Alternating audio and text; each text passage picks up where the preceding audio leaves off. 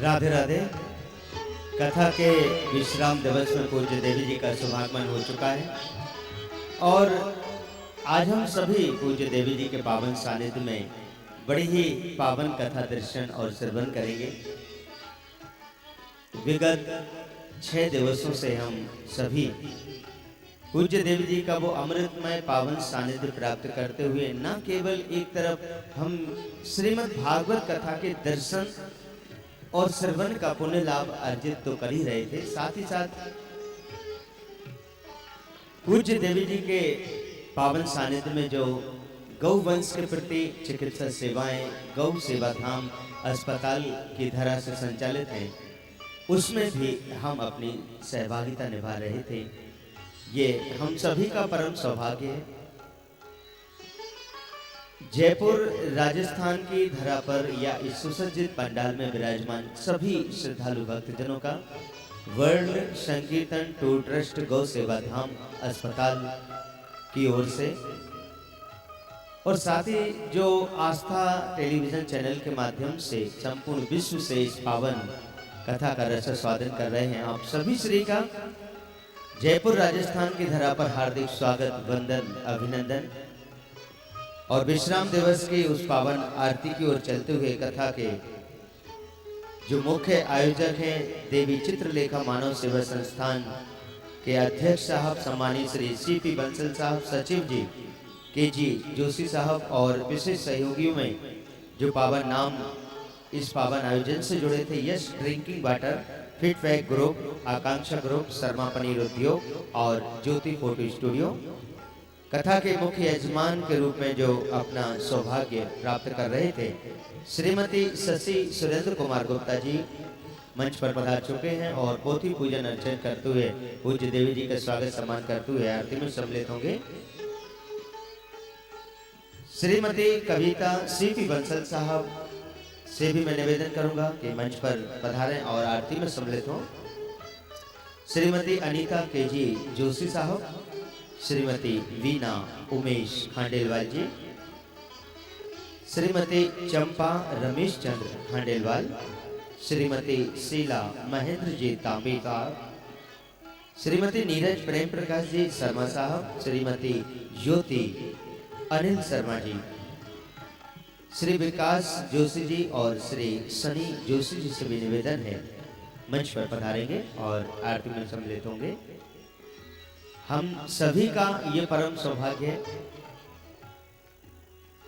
पहला परम सौभाग्य ये कि पूज्य देवी जी जो कि इतनी छोटी उम्र में इतना बड़ा उद्देश्य लेकर, इतना बड़ा संकल्प लेकर जो कि समर्पित है गौवंश के लिए, बीमार गौवंश के लिए, बीमार गौ माता के लिए, उनके इलाज के लिए, और ऐसे पूज्य देवी जी के पावन सानिध्य में हम सभी को श्रीमद् भागवत कथा जो कि बड़ी ही पवित्र और पावनी है, जिसके श्रवण से हमारी सारी मनोकामनाएं पूर्ण होती हैं, सारे दुख दूर होते हैं और हम सभी को मोक्ष की, कन्हैया की कृपा की प्राप्ति होती है। उस कथा के दर्शन और श्रवण करने का वो परम सौभाग्य हम सभी को प्राप्त हो रहा है। न केवल जयपुर की धरा के भक्तों के, बल्कि आस्था टेलीविजन के माध्यम से संपूर्ण विश्व के भक्तजन इस पावन आयोजन का लाभ उठा रहे हैं, अपने जीवन को कृतार्थ कर रहे हैं। आइए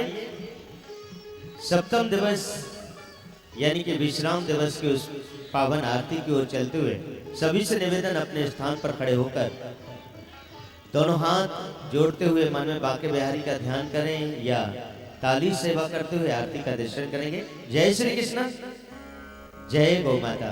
ओम ज्वाला मालिन्यै नमः, ओम रत्नेश्वर्यै नमः, गंधाक्षत पुष्पाणि समर्पयामि। ओम चंद्रमा मनसो जातश्चक्षुः सूर्यो अजायत, श्रोत्रात् वायुश्च प्राणश्च मुखात् अग्निरजायत। श्री भागवते भगवान की आरती।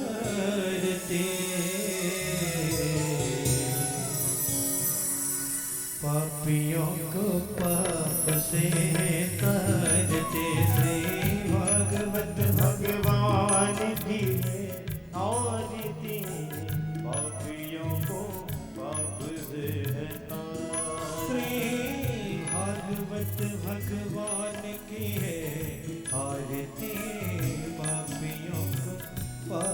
से हैं कारते से।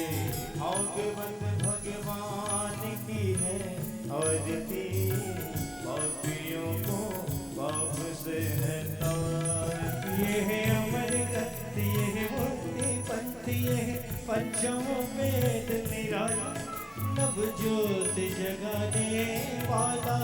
ये अमर ग्रंथ, ये मुक्ति पंथ, ये पंचम वेद निराला, नव ज्योति जगाने वाला।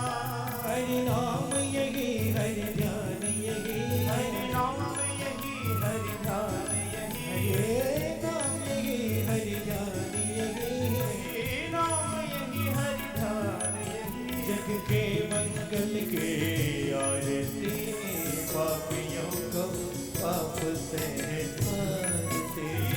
भागवत भगवान की है आरती, पापियों को पाप से है तारती। ये शांति गीत पावन पुनीत, पापों को मिटाने वाला, हर दर्द कराने वाला।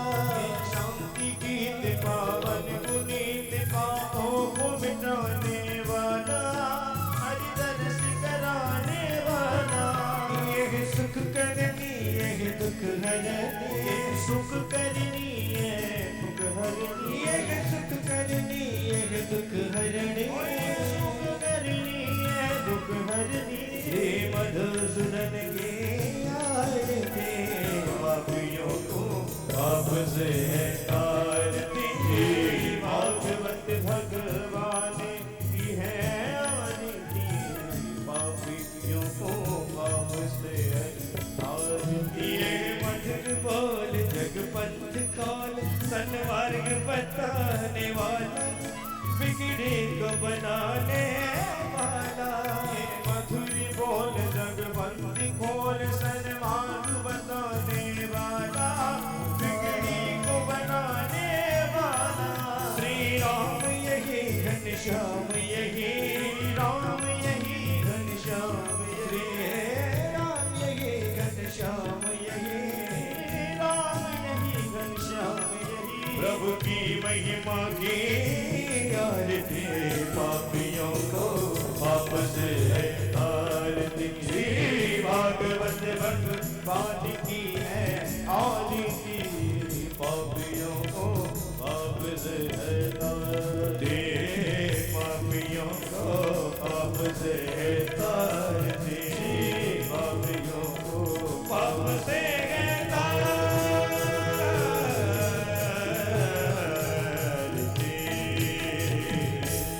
ॐ जलेन शीतलीकरणं पुष्पै देवादिवन्दनम्। ॐ द्योः शान्तिरन्तरिक्षगुं शान्तिः, पृथिवी शान्तिरापः शान्तिरोषधयः, शान्तिः वनस्पतयः, शान्तिर्विश्वे देवाः, शान्तिर्ब्रह्म शान्तिः, सर्वगुं शान्तिः, शान्तिरेव शान्तिः, सा मा शान्तिरेधि।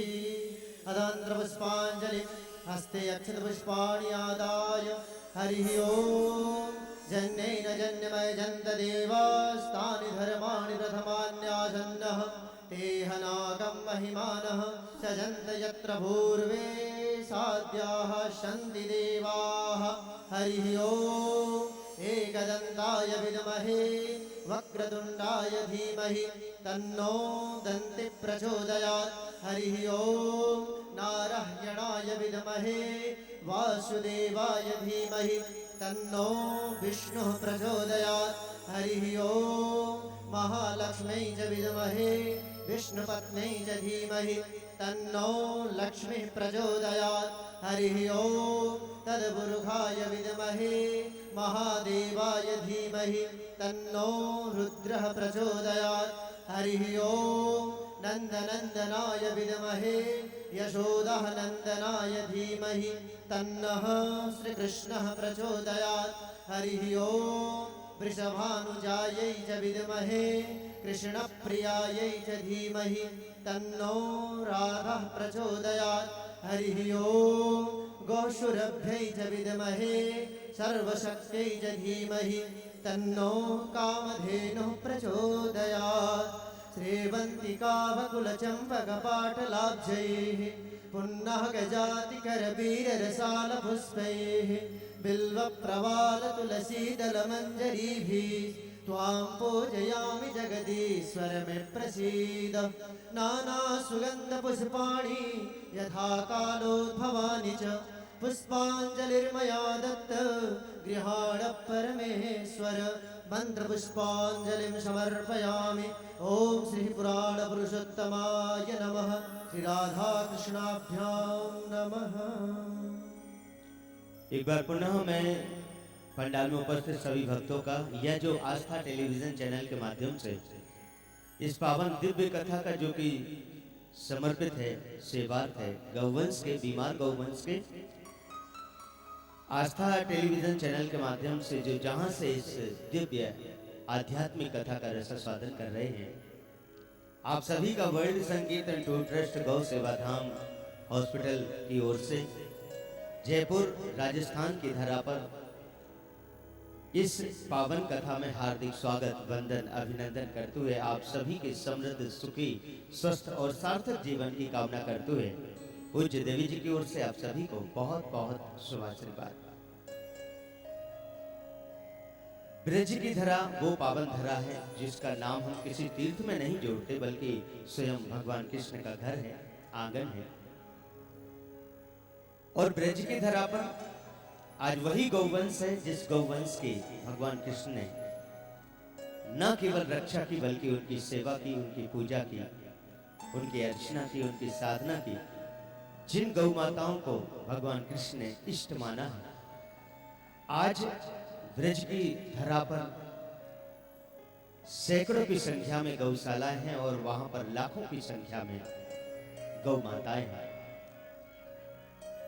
उस गौवंश में कहीं कोई ऐसी गौ माता ना हो कि जो किसी बीमारी के कारण, किसी एक्सीडेंट के कारण, किसी कैंसर से पीड़ित होकर, किसी प्रकार के कोई अल्सर से दुखी होकर या कोई ऐसी अकाल मृत्यु को प्राप्त हो।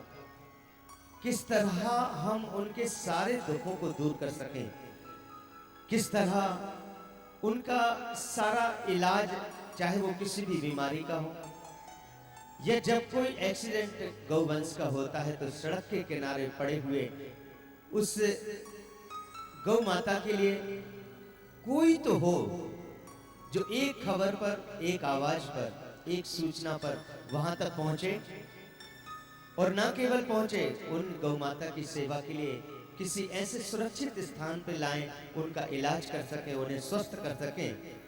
बस ऐसे ही पावन धाम का नाम है गौ सेवा धाम अस्पताल, जो कि पूज्य देवी जी के पावन सानिध्य में ब्रज की ही धरा पर संचालित है। तो आइए हम सभी जो भी सनातन धर्म प्रेमी हैं, कन्हैया की कृपा को प्राप्त करना चाहते हैं, राधा रानी की कृपा को प्राप्त करना चाहते हैं, तो उसके लिए बहुत आवश्यक है कि जिनकी पूजा के लिए हमसे स्वयं भगवान ने कहा है, हम पहले उनका ध्यान रखें, उनकी सेवा करें। गौ माता, जो कि आप सभी जानते हैं, जिनके रोम रोम में 33 करोड़ देवी देवताओं का वास है, यानी कि केवल गौ माता की पूजा अर्चना के साथ ही सभी देवी देवताओं का पूजन अर्चन स्वतः ही हो जाता है। आइए मैं आप सभी का आह्वान करता हूं और निवेदन करता हूं कि हम सब मिलकर पूज्य देवी जी के ऐसे पावन सेवा प्रकल्प को पूरा करने में अपनी महती भूमिका निभाते हुए, अपनी सहभागिता निभाते हुए न केवल अपने पूर्वजों के नाम को रोशन करें, अपने कुल के उस श्रेष्ठ कथा को भी कायम रखें, कायम करें। मैं आप सभी का आह्वान करते हुए उन पावन दानदाताओं के नामों की घोषणा करने जा रहा हूं जिन्होंने अभी तक अपनी सेवा राशि गौ सेवा धाम में बीमार गौ माता के लिए समर्पित की है। राजस्थान की धरा पर विराजने वाले भक्तों का मैं नाम उद्घोष कर रहा हूं और निवेदन है कि यदि यहाँ उपस्थित हैं तो अति शीघ्र मंच पर आ जाएंगे। सम्मानीय लक्ष्मी देवी जी, जो कि जयपुर में विराजते हैं और आप श्री के कर कमलों से गौ सेवा करते हुए अपनी पावन राशि बीमार गौ माता की दवाइयों के लिए सहयोग कर रही हैं, अति शीघ्र मंच पर आ जाएंगे। सम्मानित तुलसी सोनी जी, जयपुर से ही दवाई सहयोग गुप्तदान के रूप में दवाई सहयोग पहुंचा है, जयपुर से ही जयपुर से एक और गुप्तदान के रूप में दवाई सहयोग, और अनीता मीना जी जयपुर से ही दवाई सहयोग कर रहे हैं। अतिशीघ्र मंच पर आ जाएं। श्री बालकृष्ण जी बागडोरिया, सम्मानीय बालकृष्ण जी बागडोरिया जी, जो कि कल्याणपुरी रामनगर जयपुर में विराजते हैं और कार्यकर्ता सदस्य बनते हुए, मैं इनके बारे में बताना चाहूँगा। बुजुर्ग हैं, इतने सक्षम नहीं है कि पंडाल तक आ सके, लेकिन टेलीविजन पर जो हमारे नंबर चल रहे हैं उन नंबर पे संपर्क करते हुए हमारे साधकों को सम्मानीय बालकृष्ण जी दादाजी ने अपने घर पे बुलाया और इतने प्रभावित हुए पूज्य देवी जी के ऐसे पावन सेवा प्रकल्पों से कि इन्होंने सम्मानित सदस्यता का वो परम सौभाग्य प्राप्त करते हुए गौ सेवा धाम में बीमार गौ माता के लिए 11,000 रुपए की राशि समर्पित की है। जोरदार तालियों से अभिवादन करें। मैं बहुत सम्मान करता हूं सम्मानीय बालकृष्ण जी का। श्री विनोद चौहान जी नीदड़ वालों से निवेदन है, जिन्होंने 5,100 रुपए की राशि समर्पित की है। अतिशीघ्र मंच पर आएंगे। पंडित उमेदी लाल शर्मा साहब से निवेदन, सा परिवार मंच पर आए और पूज्य देव जी से आशीर्वाद ग्रहण करें। जयपुर से ही एक और गुप्तदान के रूप में 9,100 रुपए की राशि समर्पित की गई है। जिस किसी सज्जन ने की है, मैं बहुत धन्यवाद प्रेषित करता हूं। और साथ ही साथ आप सभी जानते हैं कि विज्ञान का एक बहुत ही अच्छा आध्यात्मिक उपयोग, और इससे हम सभी को, जो भी कथा के प्रेमी हैं, कथा के रसास्वादन करने वाले हैं, उनको तो इंतजार रहता है कि कब चैनल के माध्यम से हम ऐसी पावन दिव्य कथा के रसास्वादन का शुभ अवसर प्राप्त हो, सौभाग्य प्राप्त हो। उन्हीं गौ भक्तों में से जिनकी सद्भावनाएं गौ सेवा धाम तक पहुंची हैं, उनके पावन नामों की घोषणा सम्मानीय वीना जी हैं। सम्मानीय वीना जी गोयल गुवाहाटी से, आसाम से हैं और बीमार गौवंश के गौग्रास हेतु एक गाड़ी चारा का सहयोग करते हुए 11,000 रुपए की राशि समर्पित कर रही हैं। जोरदार तालियों से अभिवादन करें। सुमित राज व्यास जी सैलाना वाले, इंदौर मध्य प्रदेश से। सुमित राज जी जो कि बहुत अच्छे गौ भक्त हैं और गौ सेवा धाम में जो संचालित बीमार गौवंश के लिए जो सेवा प्रकल्प संचालित हैं, उनसे बहुत प्रभावित हुए हैं और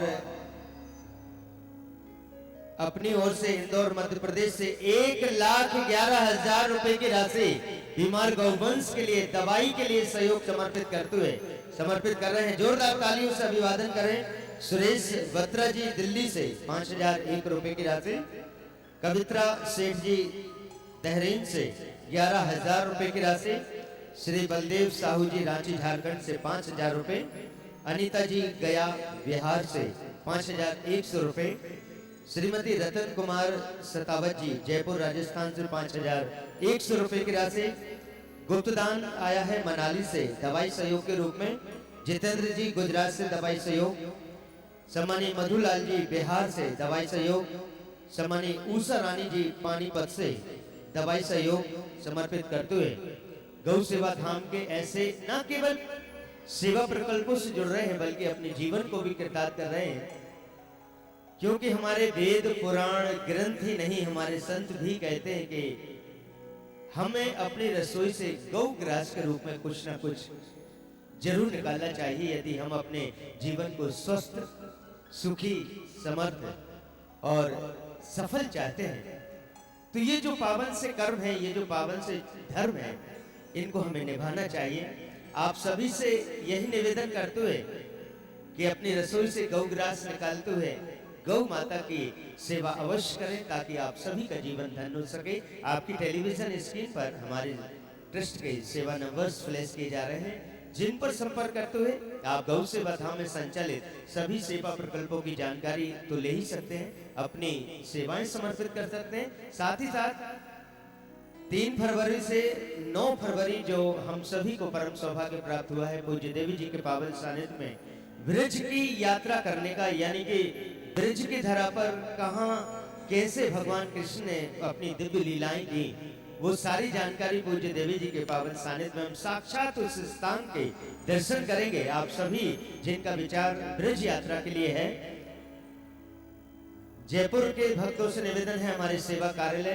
जो कि मुख्य द्वार के समीप ही और मुख्य मंच के दोनों तरफ हमारे साधक जन आपकी सेवा में समर्पित, वहां संपर्क करते हुए अपना रजिस्ट्रेशन जरूर कराएं। या जो टेलीविजन के माध्यम से मेरा निवेदन सुन रहे हैं, हमारे सेवा नंबर्स पे संपर्क करते हुए अपना रजिस्ट्रेशन जरूर कराएं। साथ ही साथ एक और सूचना कि 28 अक्टूबर से 3 नवंबर पुनः आस्था भजन चैनल के माध्यम से हम पूज्य देवी जी का पावन सानिध्य प्राप्त करते हुए उन्हीं के मुखारबिंद से पुनः हम श्रीमद् भागवत कथा का रसास्वादन करते का आनंद प्राप्त करेंगे। ये सूचना उनके लिए जिनके लिए इंतजार रहता है कि कब चैनल पर पूज्य देवी जी की कथा है, तो वो तैयार रहे। 28 अक्टूबर से 3 अक्टूबर आस्था भजन चैनल पर सुबह 10 बजे से 1 बजे तक आइए।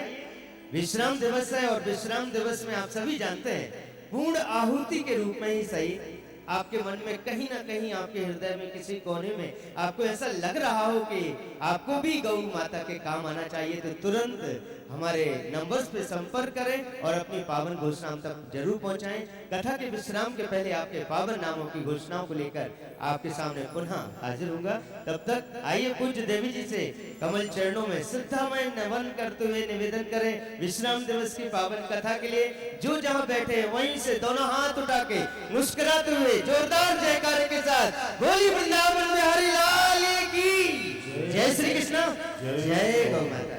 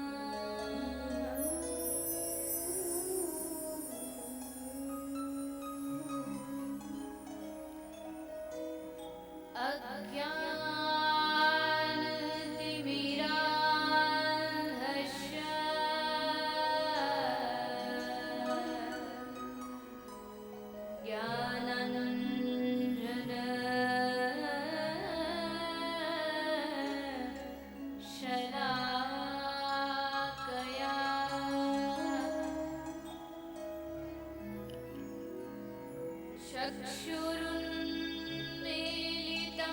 येन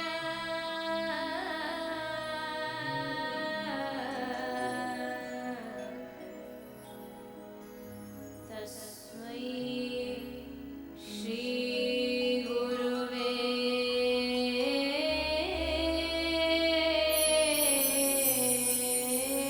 नमः।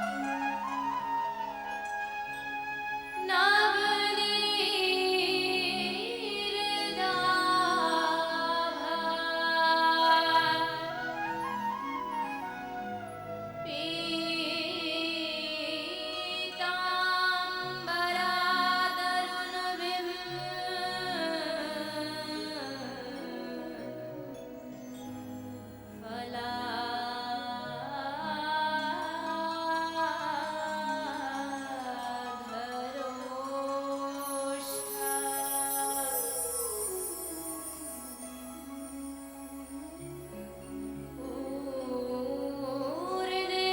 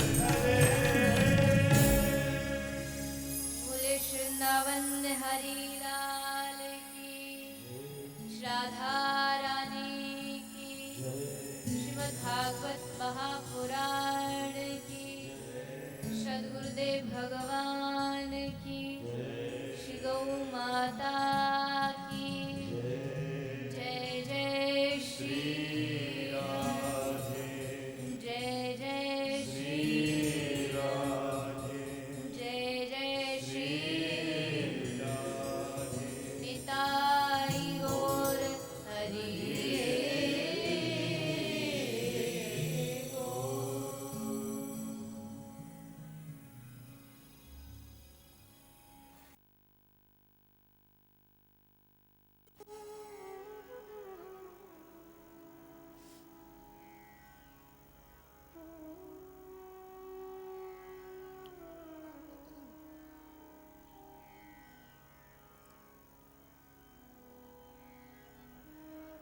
आइए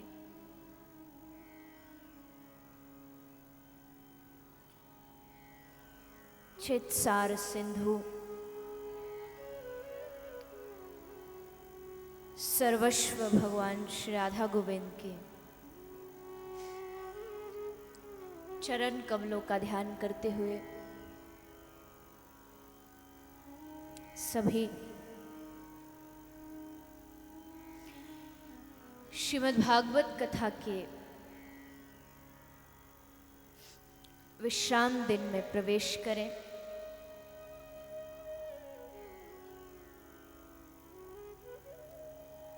सभी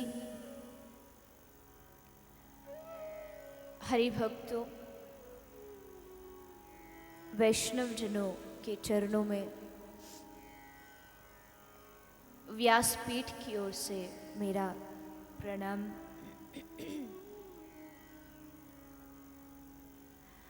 विगत 6 दिनों से आप हम सब श्री राधा गोविंद देव जी की कृपा से इस प्रांगण में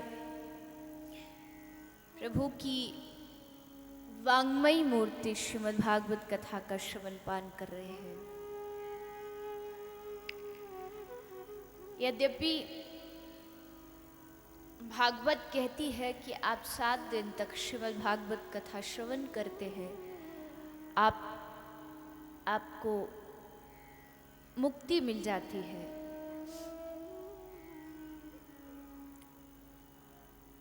परीक्षित को मिली,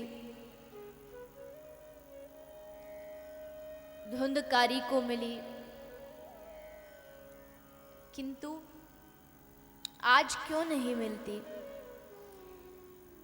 इसका कारण सिर्फ एक है। कोई एक संत किसी व्यक्ति को एक पारसमणि देता है। पारसमणि एक ऐसी मणि होती है जिसको आप अगर किसी लोहे से स्पर्श करते हो तो वो लोहा सोने में बदल जाता है।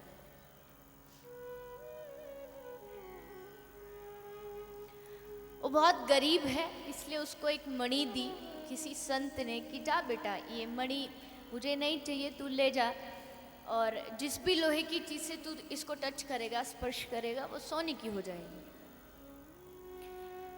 वो जाता है अपने घर और जितना भी लोहे की उसकी सामान है, वस्तु है, उस सब से स्पर्श करता है और सचमुच वो सोने का बन जाता है। बहुत खुश होता है, बहुत नाचता है, गाता है। लेकिन तभी उसके मन में एक विचार आया कि मैं इस पारसमणि को जिस भी लोहे की चीज़ से स्पर्श करता हूँ, वास्तविक में वो सोने में बदल जाती है, लेकिन जिस लोहे की डिब्बी में मैंने इस मणि को रखा हुआ है वो अब तक सोने की नहीं हुई, वो अभी भी लोहे की है, जबकि उस डिब्बी में ये मणि रखी हुई है, फिर भी क्यों नहीं हुई? तो उस संत के पास पहुंच गया, उस संत से पूछा ऐसा क्या रहस्य है, क्या बात है कि ये सिर्फ ये डिब्बी सोने की नहीं होती जबकि मणि इसमें रखी हुई है। तो संत ने उस डिब्बी को लिया और उसको ध्यान से देखा तो उस डिब्बी के बीच में एक मकड़ी का जाल बना हुआ था और उस जाल पर वो मणि जब वो डाल में वो उलझ उलझ जाती थी, इसलिए उस जाल में वो उलझ के रह गई और उस लोहे को वो स्पर्श नहीं कर पाई, इसलिए वो सोने की नहीं हुई। वैसे ही भागवत क्या है? एक पारसमणि है।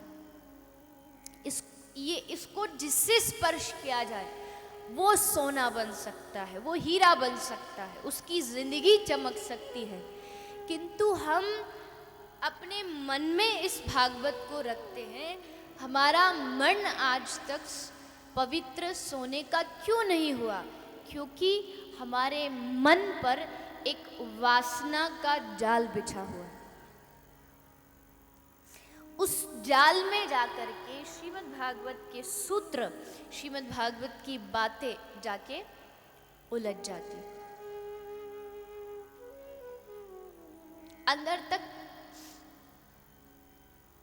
पहुंच नहीं पाती। इसलिए इन 7 दिन में क्या करना है? बोले आपको इन 7 दिन में एक बड़ा सुंदर गमला बनाना है, यहाँ से हरि नाम का बीज लेके जाना है, अपने मन को गमला बनाना है और उस पर संत रूपी, संत कृपा रूपी छांव बनानी है और अपनी आँखों के अश्रु का उस पौधे में जल देना है। तब जाकर के हमारे मन में कृष्ण रूपी प्रेम का फूल खिलेगा, तब कृष्ण प्रेम का फूल खिलेगा। वरना तो जैसे 7 दिन पहले थे आज भी वैसे ही।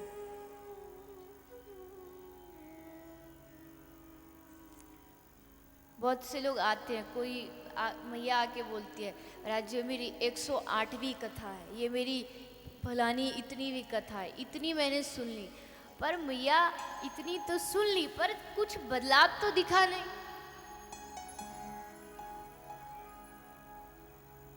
बचपन में कहानी सुनाते थे ना, आप सब शायद पढ़े होंगे स्कूल में, वो जो बाल कविताओं में, उस स्टोरीज में पढ़ाया जाता है, वो कठपुतली वाला, वो कान में वो डालो, तिनका कोई डालो या झाड़ू की सीख डालो, तो जो इधर से इधर निकल जाए तो वो 5,000 रुपये वाली कठपुतली, और जो यहाँ से यहाँ चली जाए वो 5 लाख वाली। श्रवण भी बड़ी चीज़ है, मैंने पहले ही दिन कहा था, किंतु उसको अपनाना बहुत बड़ी चीज़ है। और यहाँ अच्छे से कथा सुन रहे हैं, आनंद ले रहे हैं, गा रहे हैं, नाच रहे हैं, और यहाँ से बाहर निकले नहीं कि बस फिर वही एक दूसरे को खींचना चालू। यहाँ तो सास बहू की बड़ी अच्छी बातें लगती, फिर तो हाँ हाँ करते, घर जाके फिर वही 36 का आंकड़ा, फिर मुश्किल। कथा का फायदा तब है जब कथा सुन करके पति पत्नी के बीच आध्यात्मिक ज्ञान बढ़े, सास बहू के बीच प्रेम बढ़े, एक मालिक और नौकर के बीच एक आत्मीयता, अपने प्रेम का भाव बढ़े। तब इस कथा को आपने सच्चा सुना है तो समझना। अगर आप इस कथा को सुन के जाते हो और घर जाके आपका नौकर कोई गलत काम कर देता है और आप उसको जोर से डांट देते हो, आपने कथा से कुछ नहीं सीखा। हाँ जरूर गलती है, प्यार से समझाओ। अपने बच्चे को भी तो आप प्यार से समझाते हो।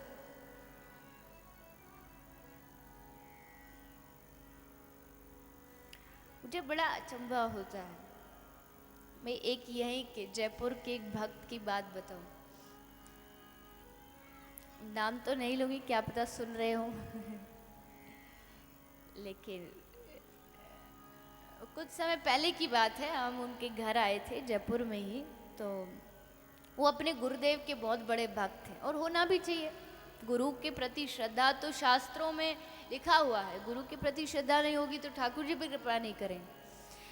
तो बहुत श्रद्धा थी उनको और गुरु जी तो उनके अपने धाम चले गए। तो गुरुजी के लिए उन्होंने एक कमरा बनाया हुआ था कि उस कमरे में, उस कक्ष में गुरुजी आके रुकते थे, कोई और नहीं रुक सकता था। लेकिन हम गए तो उन्होंने कहा कि हम आपको भी इसी कक्ष में रुकवाएंगे, तो रुक गए।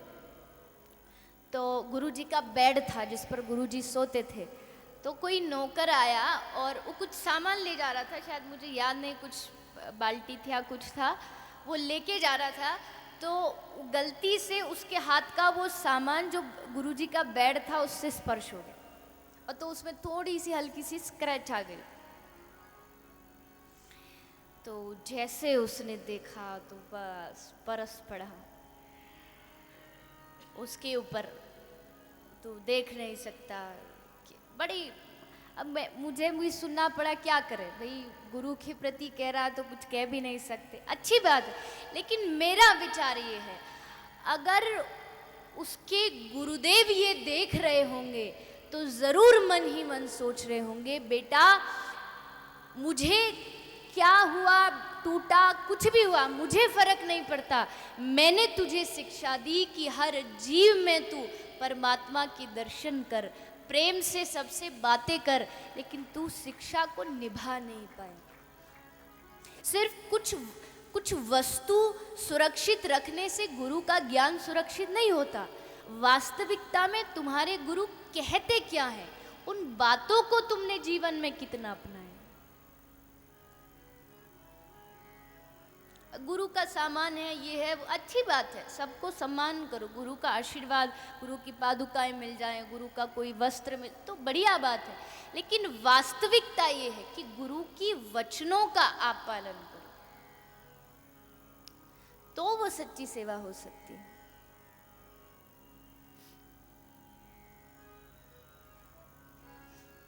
कथा, सत्संग जीवन में एक क्रांति लाती है, और जब सत्संग का आनंद चढ़ता है तो सब आनंद अपने आप छोटे लगने लगते हैं, अपने आप तुच्छ लगने लगते हैं। क्योंकि बचपन में जब हम सब छोटे छोटे खिलौने से खेला करते हैं, प्लास्टिक की गुड़िया, प्लास्टिक की गाड़ी, आज उनको कोई दे तो हमको बड़ी हंसी आएगी कि ये क्या लेके आए हो तुम। आज कोई 50 साल के आदमी को कोई एक प्लास्टिक की कार ला के देख ले, भैया खेल ले, उसको बड़ी हंसी आएगी, अरे ये बचपन का काम था। अब हम समझ चुके हैं, अब हम जान चुके हैं कि इससे ज़्यादा सुख किसी और चीज़ में है। तो जब तक मालूम नहीं तब तक हम संसार के प्लास्टिक के इन सब सामानों से खुश होते रहते हैं, लेकिन जब ज्ञान हो जाता है तब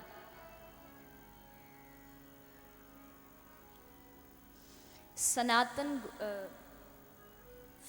गोस्वामी,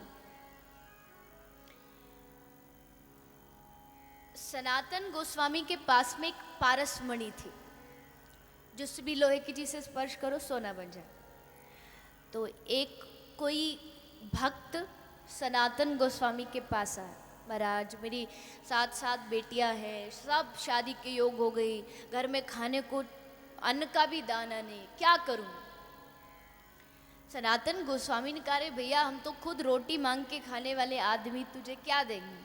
बोले नहीं महाराज कुछ तो दो, संतों के पास बड़ा माल होता है, महाराज जरूर कहीं छुपा के रखा होगा। तो सनातन गोस्वामी बोले नहीं भैया हम वैरागी आदमी हैं। बहुत रोया। तो सनातन गोस्वामी ने कहा अच्छा ठीक है, मेरे पास एक चीज़ तो है, मेरे लिए तो उसकी कोई कीमत नहीं, पर शायद तेरी जिंदगी संवर जाए, जा वो सामने जो झाड़ी पड़ी है उन झाड़ियों के पास एक पारस मणि का पत्थर पड़ा हुआ है, बेटा मेरा तो कुछ काम का नहीं, मैं तो बस उस पर बैठ कर के प्रातःकाल लघुशंका जाता हूँ, तू वो पत्थर ले जा और जिस भी लोहे की चीज से स्पर्श करेगा सोना हो जाए। वो खुशी खुशी गया, पत्थर लिया, लोहे का अंगूठी थी उसको स्पर्श कराया, सोना बन गई, बड़ा खुश होके घर जा रहा था। लेकिन मन में एक प्रश्न आया, अरे इतनी कीमती चीज महाराज ने झाड़ियों में फेंकी है और कहा कि बस मैं तो इस पे बैठ के लघु शंका करता हूँ, मेरी कोई उपयोगी नहीं। इतनी कीमती चीज, मतलब इससे भी महंगी चीज कोई उनके पास है। फिर दौड़ा दौड़ा वापस आया। अरे महाराज, मुझे ये सस्ती नहीं, मुझे तो वही महंगी चीज चाहिए। अरे क्यों बेटा चक्कर में पड़ता है, तुझे जो चाहिए था मिल गया, अब तुझे और क्या चाहिए? नहीं नहीं महाराज, मुझे तो इससे भी कीमती चीज चाहिए जो आपके पास है, क्योंकि जब ये आपने झाड़ियों में फेंकी है तो वो कीमती चीज तो संभाल के रखी होगी। क्या है, मुझे दो। नहीं नहीं बेटा, तेरे कुछ काम की नहीं। नहीं महाराज, मुझे वही चाहिए, मुझे वही कीमती चीज चाहिए। अच्छा वही लेगा? हाँ महाराज, वही लूंगा। सनातन गोस्वामी ने उसका सर पकड़ा, कान में जोर से हरे कृष्ण कृष्ण कृष्ण हरे हरे, हरे राम राम राम हरे हरे। ये मंत्र है बेटा, इस मंत्र के सामने दुनिया की सारी चिंतामणि, सारी पारसमणि सब फीकी है। मेरे लिए उन चीजों की कोई औकात नहीं है। क्या वैराग्य होगा इनका, पारस मणि को फेंक फेंक फेंक रखा है और घर घर जाके हाथ में रोटी मांग के खाते हैं। कितना वैराग्य होगा।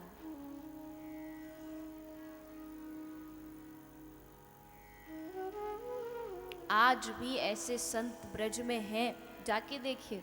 ऐसे ऐसे संत 2-2 महीने की सूखी रोटी खा के जीवन गुजार रहे हैं। इतना वैराग्य, इतनी भक्ति। ऐसे संतों के दर्शन करो जाके, भक्ति तो तभी बढ़ेगी जब संतों से मिलेंगे। एक बड़ा सुंदर भाव है, एक श्लोक है जिसमें लिखा है, कृष्ण भक्ति रस भाविता मतिहि क्रियताम यति कुतोपि लभ्यते तत्र मूल्यमपि लौल्य केवलम जन्म कोटि सुकृतेर्न लभ्यते। क्या भाव, बड़ा सुंदर इसका भाव बताया है कि संत गलियों में चिल्लाते हुए घूम रहे हैं, अरे भैया खरीद लो खरीद लो खरीद लो। किसी ने पूछा, महाराज क्या बेच रहे हैं आप?